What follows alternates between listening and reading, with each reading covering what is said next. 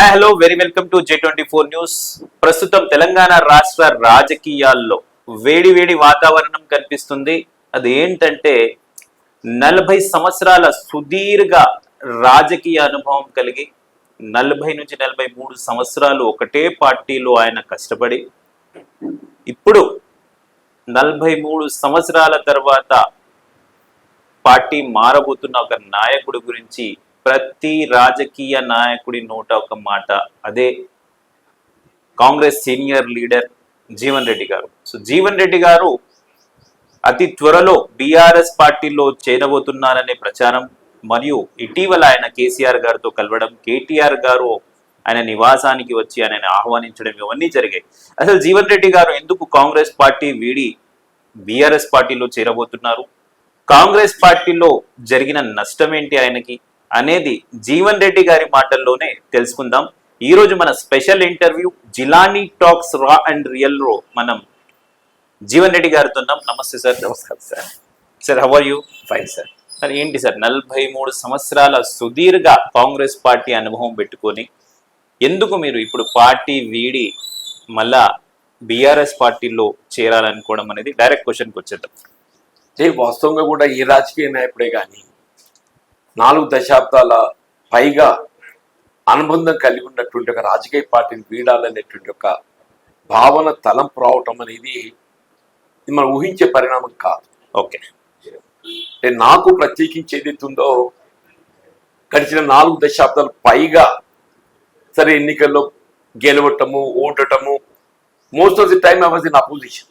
Yes, even 1994 to 2004 okay, TDP Chandrababu Naidu garu ముఖ్యమంత్రి ఉండగా కూడా ఓకే, నేను 2 పర్యాయాలు ఎమ్మెల్యే గెలవడం జరిగింది.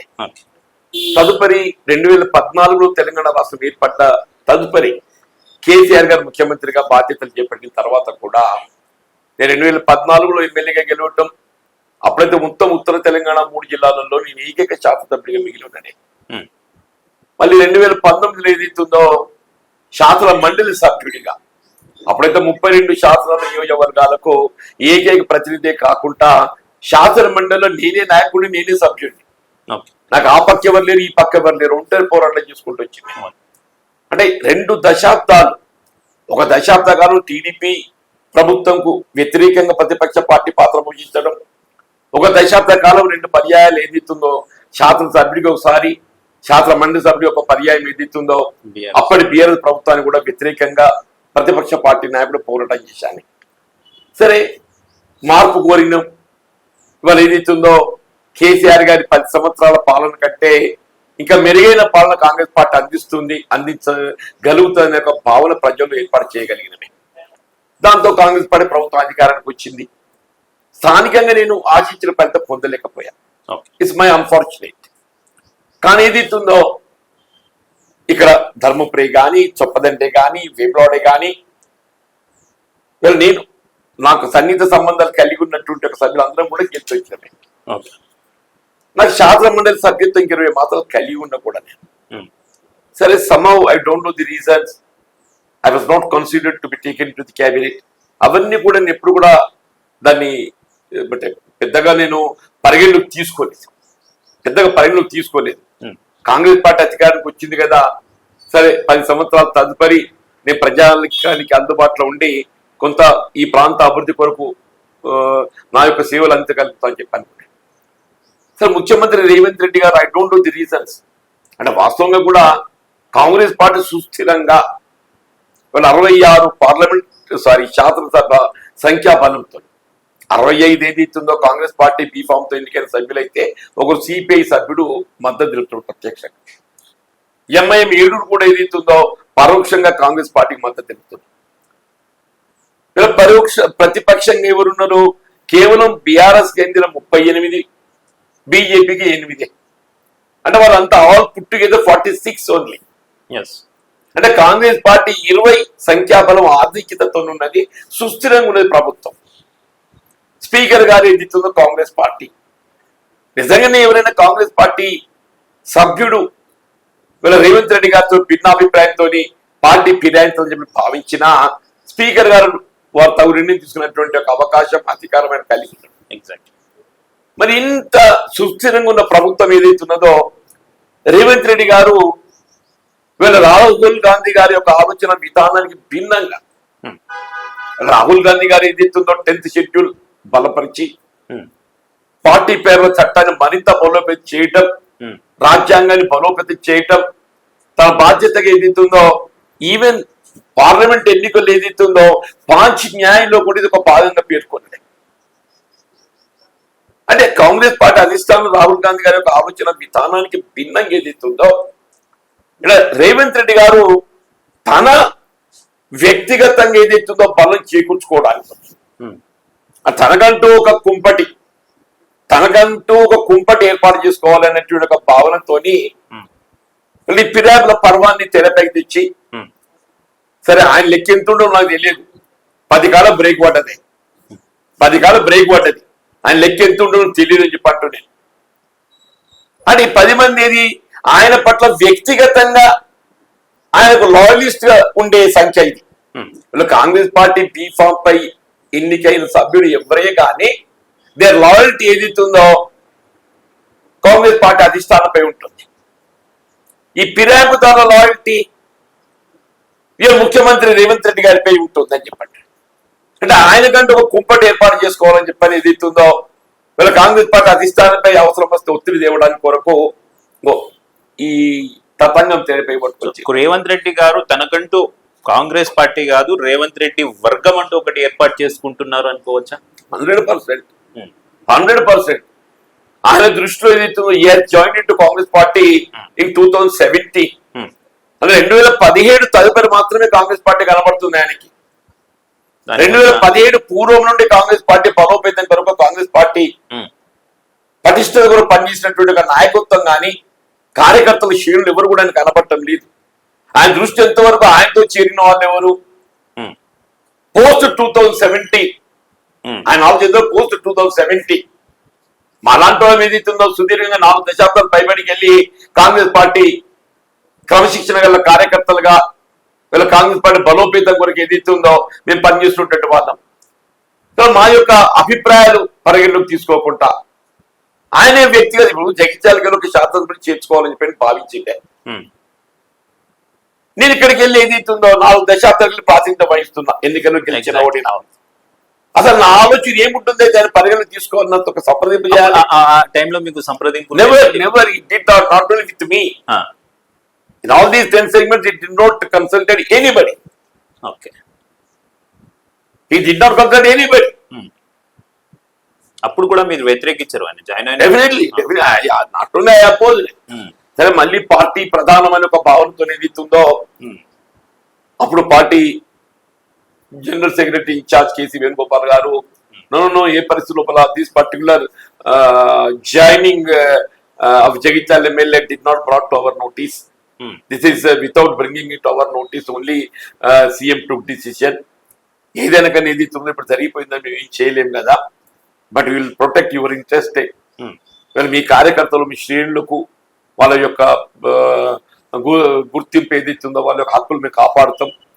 Tomorrow from any nominated post from government side ఆ local bodies will give preference to them only అని చెప్పి వేణుగోపాల్ గారు చెప్పారు. తదుపరి సీఎం గారిని కలిసిన సందర్భంగా కూడా I got proposed 2 market committee chairmen, and immediately respond yes, we will see that these 2 market committees are announced. ఆయనే నా ముందే వేణు నరేంద్ర రెడ్డి గారికి ఇచ్చి ప్రకటించమని చెప్పిండు. మళ్ళీ వెంట్ బ్యాక్. ఆయనకి ఎంతవరకు ఏదైతుందో ఆ ఫిర్యాదుదారులు ఆయన వర్గం వాళ్ళ ఇంట్రెస్ట్ వాళ్ళు ఆయన కనపడుతుంది తప్ప ఏదైతుందో కాంగ్రెస్ పార్టీ దశాబ్దాల తరబడి పార్టీ బలోపేతం కొరకు పనిచేసిన కార్యకర్తలు వాళ్ళ యొక్క సేవలు ఏదైతుందో కనబడే ఆయనకి. సరే leave this subject. Even otherwise also ఆయన ముఖ్యమంత్రి ప్రభుత్వం బాధ్యత చేపట్టిన తర్వాత what we assume to the people, what we promise to the people, ఆ యొక్క అంటే ప్రణాళిక నెరవేర్చే ప్రయత్నం చేయాలి కదా. ఎగ్జాక్ట్లీ. మీరు ఏ అంశంలో తీసుకోండి, ఏ అంశం తీసుకోండి, ప్రధానంగా రైతాంగమే. ప్రధానంగా రైతాంగం, గ్రామీణ ప్రాంతం రైతాంగం, రైతు కూలీలు మనం ఎవరైనా చర్చలు తీసుకుంటామే. కేసీఆర్ గారు ఏదైతుందో ఆయన ఒక రైతు పక్షపాతిగా, ఒక రైతు బిడ్డగా దేశంలో ఎక్కడ లేని విధంగా రైతు బంధు ప్రవేశపెట్టి ఓవర్కమ్ ఇట్. కాంగ్రెస్ పార్టీ ఆ ఆలోచనతో ఏం చేశాం మేము, ఆయన 10,000 రూపాయలు సంవత్సరానికి ఇస్తారు 2 పంటలకు అని చెప్పండి, మనం 15,000 ఇస్తా అని చెప్పాను మేనిఫెస్టోలో. బట్ ఇన్ ప్రాక్టికల్ నువ్వు 15,000 కాదు కదా, మధ్యలో 3 పంటలు ఎగ్గొట్టిండే. ఇప్పుడు కూడా ఇప్పుడు ఈ rabi season is in end, పంట చేతికొచ్చే సమయం. ఎవరైనా పెట్టుబడి సమకూర్పు ఎప్పుడు చేస్తారో, పంట సాగు చేసే సమయం లోపల ఏదైతుందో రైతుకు తోడ్పడే విధంగా పెట్టుబడి సమకూరుస్తారు. ఇప్పుడు హార్వెస్టింగ్ పంట చేతికి వస్తుంది, కటింగ్ స్టార్ట్ అయినాయి. అది ఏ పంట కానీ, మొక్కజొన్న కానీ, వరి ధాన్యం కానీ, ఏదైనా కానీ. ఇంతవరకు ఏదైతుందో ఈ రబీ పంట కూడా మీకు ఏదైతుందో రైతు భరోసా కల్పింపు చేపట్టడం జరగలేదు. అంటే ఏంటి, రైతుల్లో ఒక ఒక అభద్రత. ఈ ప్రభుత్వం ఏదైతుందో మరి గత ప్రభుత్వం కూడా మేము మెరుగ్గా చేస్తుందని చెప్పి అనుకుంటే, గత ప్రభుత్వం మాకు అందించినటువంటి ఒక ప్రోత్సాహం ఈ ప్రభుత్వం తిరోధకాలు ఇచ్చింది. జీవన్ రెడ్డి గారి మాటల్లో గత ప్రభుత్వాన్ని ఈ ప్రభుత్వాన్ని ఒకవేళ ఈక్వాలిటీ చేస్తే మీరు దేనికి మార్క్స్ ఇస్తారు? 100% ది ప్రీవియస్ గవర్నమెంట్. ఇది నేను కాదండి, యావత్ తెలంగాణ సమాజం పేర్కొంటుంది. మరి యావత్ సమాజంలో చర్చకు వస్తుంది. ఉన్న ప్రభుత్వానికన్నా పోయిన ప్రభుత్వం బెటర్ ఉండే. మేము ఏమో అనుకుంటే ఏమో అయింది. ఈ రేవంత్ పైన పెద్ద మనిషి కేసీఆర్ గారు మంచిగుండే, కేసీఆర్ గారు పెద్ద మనిషి మంచిగుండే. ఇప్పుడు అందుకే నినాదం తలెత్తింది, రేవంత్ రెడ్డి పోవాలి, కేసీఆర్ గారు రావాలి. ఈ నినాదం, ఈ స్లోగన్ తీసుకొచ్చింది మీరేనా? రేవంత్ రెడ్డి హటావో, కేసీఆర్ బులావో. నో హటావో, నో హటావో, పోవాలి అనేది ప్రజలకి వచ్చిన నానుడు ఇది. Okay, this is not a slogan given by me, not the slogan of Jeevan Reddy. You know, it's a people slogan. wish. Okay, people wish. Okay, నేను ప్రజల్లో నెలకొన్నట్టుగా భావాలు, అభిప్రాయాలు ఏదైతుందో నేను తెర మీద పట్టుకొచ్చిన. okay, ప్రజల్లో నెలకొన్న భావాలు ఏదైతుందో అభిప్రాయాలు తెర మీద పట్టుకొచ్చా నేను. ఓకే, కేసీఆర్ గారు మార్పు కావాలని కోరడానికి 10 సంవత్సరాలు పట్టిందే. ఓకే, అప్పుడు ఏదైతుందో రేవంత్ రెడ్డి కాంగ్రెస్ పార్టీ మీద చేసినటువంటి ఒక ప్రణాళిక, వాగ్దానాలు అనుకోండి. ఇప్పుడు ఏ ప్రణాళిక, ఏ వాగ్దానాలు లేకుంటే ఏదైతుందో రేవంత్ రెడ్డి గారు పోవాలనే కాడికి వచ్చి ఏ వాగ్దానాలు లేవు. ఇప్పుడు చేశారు, ఏ ప్రణాళిక లేదు. గతంలో వారు అందించే ఫలాలే పెట్టనుంటే అవి మళ్ళీ తిరిగి అమలు చేయగలిగిన సమయం కాడికి వచ్చిందే. మీ ఆసరా పెన్షన్ 200 ఉన్నది 2,000 దాకా పట్టుకపోయింది ఆయన. ఎగ్జాక్ట్. ఉమ్మడి రాష్ట్రంలో ఆసరా pension was 200 rupees. He took it to 2,000 rupees, 10 times. ఇప్పుడు ప్రభుత్వం అధికారానికి వచ్చేది ఇస్తుందో 2.5 సంవత్సరాలు గడిచిపోతుందా? ఇంతవరకు ఏది ఇస్తుందో ఆ 2,000 4,000 చేస్తాము, అది లేదు, ఇది లేదు, ఇది లేదు. కనీసం కొత్త వాళ్ళ పెన్షన్, వాళ్ళకి పెన్షన్స్ లేవు. ఇప్పుడు బీడీ కార్మికులకు ఏదైతుందో దేశంలో ఎక్కడ లేదే పెన్షన్. ఆడబిడ్డలు ఏదైతుందో తెలంగాణ, ఉత్తర తెలంగాణ ప్రాంతంలో ప్రధానంగా ఈ బీడీ రోల్ బీడీ చుట్టూ ఏదైతే ఉపాధి పొందుతారే. అంటే బయట ఎండ పని బోనోళ్ళు ఏదైతుందో, నీటి బట్టలు ఉండో ఏదైతుందో అది చేస్తారు. ప్రావిడెంట్ ఫండ్ చెల్లించిన వాళ్ళకి అందరికీ ఈ పెన్షన్ సౌకర్యం కల్పించింది కేసీఆర్ గారు. 4,000 చేస్తానడే, అదే పోయింది. కళ్యాణ లక్ష్మి దేశంలో ఎక్కడ లేదు. It's really brain. ఆయన కేసీఆర్ గారి ఆలోచన విధానం. ఒక ఆడబిడ్డ పెళ్లి చేయాలంటే అది ఎంత కుటుంబంపై భారం పడుతుంది, ఆ కుటుంబానికి అండగా నిలవాలని చెప్పని ఏదైతున్నదో. started it with 50,000. ఆయన ఆరంభంలో మొదటి సంవత్సరం 50,000తో ఆరంభింపజేసిందే. తర్వాత అరే 50,000 కాదు, మనం 1,00,000 రూపాయలు చేయాలి, ఖర్చు చూస్తే పెరిగిపోతుందని చెప్పని 1,00,000కి ఇంక్రీజ్ చేసిండు. కాంగ్రెస్ పార్టీ దీన్ని ఓవర్కమ్ చేయాలి. How to overcome it? 1,00,000కి ఇంకో తులం బంగారం జోడిస్తామని చెప్పాననే. లేదు, తులం బంగారం లేదు. ఆడబిడ్డలు నైరాశ్యం నెలకొన్నది, ఆడబిడ్డలో నైరాశ్యం నెలకొన్నది. ఆ పెద్ద మనిషి కేసీఆర్ మంచిగుండేరా, ఆయన పెట్టిందే ఇవి పథకం తప్ప ఇది కొత్తగా చేసింది ఏం లేదు. అంతెందుకన్నా ప్రసూతి సౌకర్యం ఏదైతుందో యూస్ టు అమ్మఒడి పథకం అని చెప్పని కేసీఆర్ కిట్ ఇస్తుండే. ఇది మొత్తం అది కేసీఆర్ పేరు వస్తుందని చెప్పాను. కేసీఆర్ కిట్ మాయం చేయదలుచుకున్నట్టయితే ఇంద్రమ కిట్ అని పెట్టు, ఇంద్రమ కిట్ అని పెట్టి అంటున్నా నేను. ఫైనల్ ఒక సంవత్సరం పెడతారేమో సార్ లాస్ట్. విడుదలగా అట్లా పెడితే ప్రజలు చాలా తెలియగలరు. People are more voice than any political party leader. Very good. People are more voice than any political party. అట్లా సంక్షేమ పథకాలు ఏదైతుందో మీరు తుది సమయంలో, ఎన్నికల సమయంలో మేము ఏదో ఇంట్రొడ్యూస్ చేస్తామని చెప్పి అనుకుంటే అది జరిగేది కాదు. ఓకే.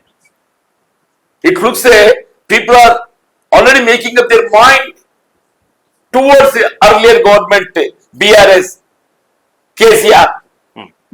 అది ప్రజలు వచ్చేసింది. ఇంకా అది పెరుగుద్ది, ఇంకా దానికి డౌన్ చేసే అది పెరుగుద్ది. సో సార్, జీవన్ రెడ్డి గారు కాంగ్రెస్ పార్టీ నా ఒక ఫ్యామిలీ లాంటిది, నా కుటుంబం కాంగ్రెస్ పార్టీ అన్న జీవన్ రెడ్డి గారు, రాహుల్ గాంధీతో మంచి సంబంధాలు ఉన్న జీవన్ రెడ్డి గారు ఇప్పుడు కాంగ్రెస్ పార్టీ విడిపోతుంటే సీనియర్లు మీ కాంటాక్ట్ లో రాలేదా ఇప్పటివరకు? ఎందుకు పార్టీ సీనియర్లు ఎవరు కానీ ఏదిస్తుందో అంతా రేవంత్ రెడ్డి గారు చేతులు పట్టుకున్నప్పుడు పరిస్థితి ఏర్పడ్డది. ఎందుకు సార్ ఆ పరిస్థితి ఎందుకు వచ్చింది? Become private limited company now. It's not Congress, it's and private limited company. సీనియర్లు, నా సహచరులు, దశాబ్దాల కాలం ఏదైతే కలిసి ప్రయాణం చేసినట్టుగా మిత్రులు ఏదైతుందో మరి ఇంత సఫకేట్ అవుతుంటే what is it? Jeevan Reddy గారు ఎందుకు ఇంత ఇప్పటి వరకు ఎవరు కాంటాక్ట్ లో రాలేదా సార్? నాకు కాంటాక్ట్ రావడం కాదు, నాకు కాంటాక్ట్ ఓదార్పు ఇవ్వరని చెప్తారా? ఎందుకు తొందరపడుతున్నా అని అంటారు. కానీ ఏంటి, పరిష్కారం సూచించాలి కదా. అవును, పరిష్కారం సూచించాలి కదా. ఆ పరిష్కార సూచన ఎవరు చేయాలి? రేవంత్ రెడ్డి గారు చేయాలి. ఆ పరిష్కార సూచన రేవంత్ రెడ్డి గారు చేసే ధైర్యం మీద లేకుండా ఎవడేం చేయాలి దాన్ని? రేవంత్ రెడ్డి గారు తప్పు సంకేతాలు కూడా సెంట్రల్ లో ఉన్న అధిష్టానానికి ఇవ్వచ్చు కదా, అలా ఏమైనా జరిగి ఉండొచ్చా?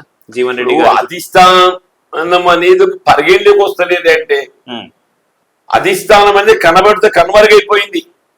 తెలంగాణ రాష్ట్ర మట్టుకు ఏది ఇస్తుందో రేవంత్ రెడ్డి అధిష్టానము, రేవంత్ రెడ్డి ప్రభుత్వం, సర్వం రేవంత్ రెడ్డి. వాళ్ళు ఎందుకు సామంతరాజుకు రాజ్యం రాసిస్తారు కదా, రాసిచ్చేసి నీకు ఈ రుయల్ కూడా నాయన అని.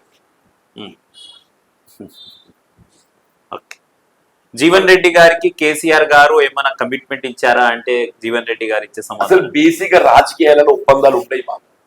నా అనుభవం చెప్తాను, 4 దశాబ్దాల రాజకీయ అనుబంధం చెప్తున్నాను. ఓకే, రాజకీయంగా ఒప్పందాలు ఉంటాయి. మన పనితనం అంటున్నాను. ఇవాళ మన పనితనంతో ఏదైతుందో, నేను 96 by election I got elected with 54,000. Challenge went between KCR and Satyanarayana రావే.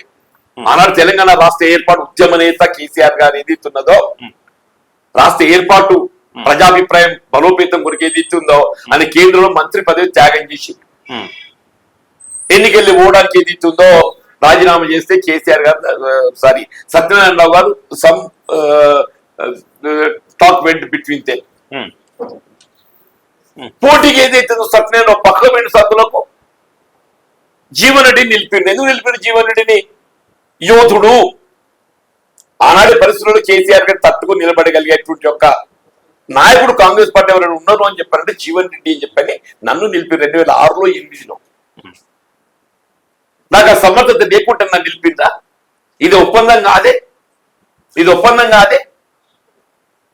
రాజకీయాల్లో నాకు తెలిసినంతవరకు మన పనితనం ఉంటది, మన సమర్థత ఉంటది. మన సమర్థతని చూసి మనకు ఎదుగుదలనే ఉంటుంది న్యాచురల్లీ. భవిష్యత్తులో తెలంగాణ రాష్ట్ర ప్రయోజనాలను కాపాడటానికి కొరకు, బీఆర్ఎస్ పార్టీ బలోపేతం కొరకు, కేసీఆర్ గారి నాయకత్వ బలోపేతం కొరకు నేను ఏ విధంగా కాగలుగుతానే దానిపైన ఏదైతుందో నిర్ణయాలు. సరే, ఇలాంటి కమిట్మెంట్ లేకుండా కేవలం కేసీఆర్ గారి నాయకత్వం రాజకీయాలు ఏ కమిట్మెంట్స్ ఉంటాయి అని అంటారు. నాట్ ఓన్లీ విత్ మీ, వేరే ఎవరితో కూడా మన కమిట్మెంట్స్ ఉంటాయని నేనైతే అనుకోనంటున్నాను. ఎవరైనా నిధిస్తుందో మన సమర్థతతోనే మన బాధ్యతలు అప్పగిస్తారేమన్న అటువంటి పరిస్థితి వస్తుంది. కేటీఆర్ గారి రాజకీయ లైఫ్ ఎలా ఉంటుంది రాబోయే రోజుల్లో? ఇప్పుడు గత కొన్ని రోజులుగా మీరు కేటీఆర్ తో మంచి సంబంధాలతో ఉన్నారు. సో కేటీఆర్ గారు రాబోయే రోజుల్లో తెలంగాణ రాష్ట్రానికి ముఖ్యమంత్రి కాబోతారా?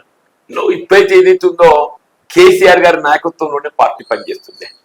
ప్రజలు కూడా కేసీఆర్ వైపే చూస్తున్నారు. డెఫినెట్లీ కేటీఆర్ గారు ఏదైతుందో సమర్థుడు. ఆయన కార్యనిర్వాహక అధ్యక్షుడికి ఏదైతుందో ఆయనపై ఉంచిన బాధ్యతలు నిర్వహణ చేస్తున్నాయి. But the leader is KCR. Okay, people are looking to KCR. KTR is also అంటే ఆయన బాధ్యతలు కేసీఆర్ గారి యొక్క ఆలోచన విధానానికి అనుగుణంగానే ఆయన ప్రయాణం చేస్తున్నాడు. ఓకే, కేసీఆర్ అండ్ రేవంత్ రెడ్డిలో ఎవరు గొప్ప నాయకుడు అంటే అసలు there is no comparison. Revanth Reddy ఒక నాయకుడు, ఆయన గురించి మాట్లాడతాం ఏంటి బాబు కూడా. మళ్ళీ కేసీఆర్ రాహుల్ గాంధీని కంపేర్ చేస్తే రాహుల్ గాంధీ గారు జాతీయ స్థాయిలో నాయకుడు అయితే ఉందో, ఓకే, ఆ కుటుంబానికి కొంత త్యాగాల చరిత్ర ఉన్నది. కేసీఆర్ గారికి త్యాగాల చరిత్ర ఉన్నది. ఓకే, కేసీఆర్ గారికి త్యాగాల చరిత్ర ఉన్నది. అంటే రాష్ట్ర ఏర్పాటు ఉద్యమ నాయకుడికి ఏదైతుందో ఆయన ఉప సభాపతిగా ఆయన పదవిని వదులుకున్నాడు. శాసనసభ సభ్యత్వాన్ని వదులుకొని ఏదైతుందో పార్టీని ఆరంభింపజేసిండు. అని ఎప్పటికప్పుడు తెలంగాణ ప్రజల్లో ఏదైతుందో ఈ రాష్ట్ర ఏర్పాటు ఆకాంక్ష భావాలు పెంపొందించడానికి పదవులు త్యాగాలు చేసిండు. చివరిగా ఆయన ఉద్యమ నేతగా ఏదైతుందో ఆయన ఆమరణ నిరాహార దీక్ష పూనుకొని మరి కేంద్ర ప్రభుత్వాన్ని ఒప్పించగలిగిండు. So we can compare the KCR garu with Rahul Gandhi but not with Revanth. With Gandhi family, not only particular Rahul Gandhi, madam Gandhi, Indira Gandhi చరిత్ర ఉంది. ఓకే, కాంగ్రెస్ పార్టీకి ఉన్నది, ఇందిరాగాంధీ చరిత్ర ఉన్నది. ఓకే, రాజీవ్ గాంధీ చరిత్ర ఉన్నది. ఓకే, అది వాళ్ళ వంశ పారంపర్యంగా వస్తుంది. రాహుల్ గాంధీ గారు ఏది ఇస్తుందో ఈజ్ ఇన్ దట్. కానీ బట్ కేసీఆర్ గారు ఏది ఇస్తుందో ఆన్ ఈజ్ ఓన్. కేసీఆర్ గారు ఆన్ ఈజ్ ఓన్ ఆయనకు ఉండేటువంటి భావాలు తెలంగాణ రాష్ట్ర ఏర్పాటు ఆవశ్యకత, ఉమ్మడి రాష్ట్రంలో ఏ విధంగా తెలంగాణ రాష్ట్రం తెలంగాణ ప్రాంతం వివక్షకు గురవుతున్నది, ఏ విధంగా నదీ జలాలు ఏదైతుందో మన హక్కులను పూర్తి స్థాయిలో వినియోగించుకోలేకపోతున్నాం, అవి దిగువ ప్రాంతానికి పోయి అది ఆంధ్ర ప్రాంతానికి సీమ రాష్ట్ర ఆంధ్రాకే లబ్ధి అనుకూలుస్తున్నాయి. హైదరాబాద్ నగరం మన ఫలాలు మనం పొందలేకపోతున్నాం, మన ఉద్యోగ అవకాశాలు మనం పొందలేకపోతున్నాం. ఇవన్నీ ఆలోచించి ఏదైతుందో ఈ ఏకైక ప్రత్యామ్నాయం తెలంగాణ రాష్ట్ర ఏర్పాటు, ఏకైక మార్గం అని చెప్పని ఆయన అప్పుడు పదవికి త్యాగం చేయడం, ఆయన డిప్యూటీ స్పీకర్ ఉపసభాపతికి శాసనసభ సభ్యత్వాన్ని రాజీనామా చేయటం, ఆయన పార్టీ ఫ్లోట్ చేయడం, ఈ తదుపరి కాలంలో జరిగిన పరిణామాలన్నీ తెలంగాణ సమాజానికి అంతా తెలిసిందే. But for KCR today Telangana state has become realistic. Exactly, Telangana రాష్ట్రం కార్యరూపం దాల్చింది అని చెప్పంటే కేసీఆర్ గారి యొక్క నాయకత్వం, ఆయన చూపిన చొరవ, ఆయన త్యాగం. సో చూశారు కదా, మాజీ మంత్రి కాంగ్రెస్ సీనియర్ నాయకులు జీవన్ రెడ్డి గారు తన మాటల్లో J24 కి తన అమూల్య సమయం ఇచ్చి ఇంటర్వ్యూ ఇచ్చారు. Sir, thank you again for giving your precious time for us. So Jeevan Reddy గారి మాటల్లో అంటున్నారు, రాబోయే రోజుల్లో నేను అనేది కాదు, తెలంగాణ ప్రజలే కేసీఆర్ గారిని కోరుకుంటున్నారు. రాబోయే రోజుల్లో డెఫినెట్ గా కేసీఆర్ గారు మళ్ళీ ముఖ్యమంత్రి కాబోతున్నారు. దానికి నా వంతు కృషి చేస్తాను. అండ్ రేవంత్ రెడ్డి పోవాలి, కేసీఆర్ రావాలి అనే నినాదం, ప్రజల్లో నుంచి పుట్టుకొచ్చిన నినాదాన్ని నేను చూపిస్తున్నాను. అండ్ రాబోయే రోజుల్లో డెఫినెట్ గా అది జరగబోతుంది అని జీవన్ రెడ్డి గారు చెప్తున్నారు. చూస్తూనే ఉండండి J24 న్యూస్. Thank you.